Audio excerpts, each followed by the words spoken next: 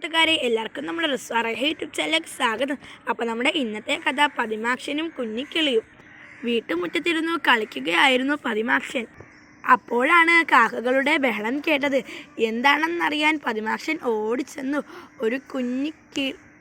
ഒരു കിളിക്കുഞ്ഞിനെ കുറേ കാക്കകൾ ചേർന്ന് കൊത്തിപ്പറിക്കുന്നു. കീ കീ കീ.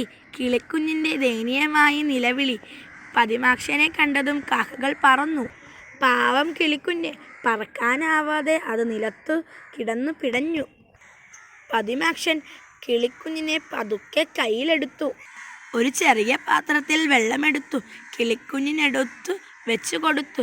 കിളിക്കുഞ്ഞ് ആർത്തിയോടെ വെള്ളം കുടിച്ചു. കുട്ടി, വളരെ നന്ദി. നീ എത്തിയില്ലായിരുന്നെങ്കിൽ കാക്കകൾ എന്നെ കൊത്തിക്കൊല്ലുമായിരുന്നു, കിളിക്കുഞ്ഞ് പറഞ്ഞു. നീ എങ്ങനെ ആ കാക്കകളുടെ പിടിയിൽ പെട്ടു? പതിമാക്ഷൻ ചോദിച്ചു. അമ്മ പറഞ്ഞത് ഞാൻ അനുസരിച്ചില്ല, അതിൻ്റെ ഫലമാണ്, കുഞ്ഞിക്കിളി പറഞ്ഞു.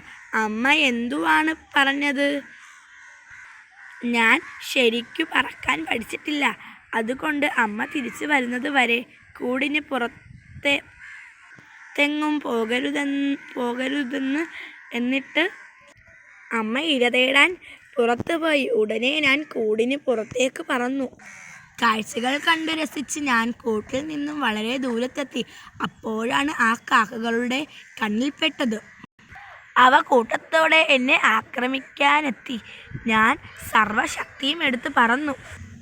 എൻ്റെ ബലമില്ലാത്ത ചിറകുകൾ പെട്ടെന്ന് തളർന്നു. ഞാൻ താഴെ വീണു. പിന്നത്തെ കാഴ്ച കുട്ടി കണ്ടതില്ല, കിളിക്കുഞ്ഞ് പറഞ്ഞു. എവിടെയാണ് നിന്റെ കൂട്? പതിമാക്ഷൻ ചോദിച്ചു. പുഴയുടെ കരയിലുള്ള ഒരു വലിയ മരത്തിൻ്റെ കൊമ്പിലാണ്.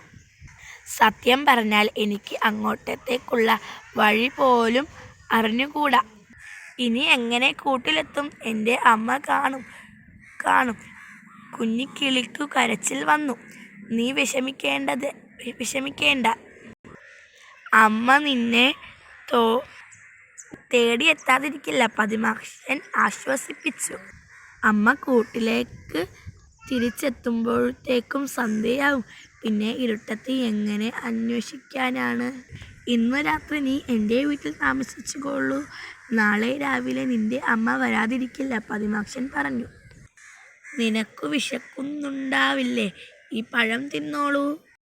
പതിമാക്ഷൻ ഒരു കൊച്ചു പൂവൻ പഴം കൊടുത്തു. കുഞ്ഞിക്കിളി പഴം കൊത്തി തിന്നു.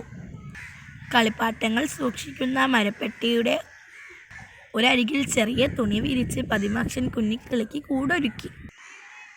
കുഞ്ഞിക്കിളി സുഖമായി ഉറങ്ങി.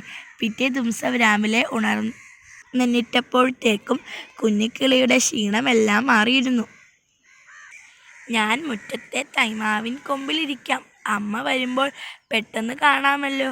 കുഞ്ഞിക്കിളി പതുക്കെ പറന്ന് തൈമാവിൻ്റെ ഏറ്റവും താഴത്തെ കൊമ്പിലിരുന്നു. കാക്കകൾ വീണ്ടും ഉപദ്രവിക്കാൻ വന്നാലോ? പതിമാക്ഷൻ അടുത്തു തന്നെ നിന്നു. എൻ്റെ അമ്മ! കുഞ്ഞിക്കിളി സന്തോഷത്തോടെ ആർത്തു വിളിച്ചു. കുഹു കുഹു കുഹു. നിമിഷങ്ങൾക്കകം അമ്മക്കിളി താഴത്തെത്തി. കുഞ്ഞിക്കിളിയെ കണ്ട് അമ്മക്കിളി സന്തോഷം സഹിക്കാനാവാതെ പൊട്ടിക്കരഞ്ഞു. കുഞ്ഞെ, നീ എങ്ങനെ ഇവിടെ എത്തി? അമ്മ പറഞ്ഞത് അനുസരിക്കാതിരുന്നതിൻ്റെ ശിക്ഷയാ. ഈ കുട്ടി രക്ഷിച്ചില്ലായിരുന്നുവെങ്കിൽ ഞാൻ കാക്കകളുടെ കൊത്ത് കൊണ്ട് ചത്തു പോകുമായിരുന്നു, പതിമാക്ഷനെ ചൂണ്ടി കുഞ്ഞിക്കിളി പറഞ്ഞു.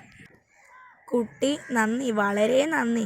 നിനക്കു നന്മ വരും, അമ്മക്കിളി പതിമാക്ഷനോട് പറഞ്ഞു. അവന് അഭിമാനം തോന്നി. വരൂ കുഞ്ഞെ, നമുക്ക് കൂട്ടിലേക്ക് പോകാം, അമ്മക്കിളി കുഞ്ഞിക്കിളിയോട് പറഞ്ഞു.